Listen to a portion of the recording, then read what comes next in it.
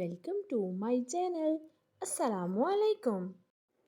आइए जानते हैं माह कामिल नाम के मायने और इसकी तफसील।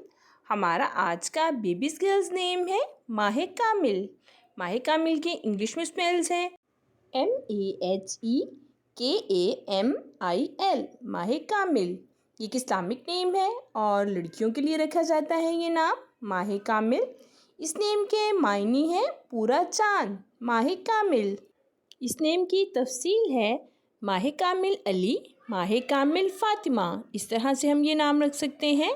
आप भी अपने नाम का मायने जानने के लिए कमेंट्स में अपना नाम लिखें और मायने जानिए। एंड अपने नाम की स्पेशल वीडियो बनवाने के लिए भी आप मेरे कमेंट बॉक्स में अपना नाम कमेंट कर सकते हैं।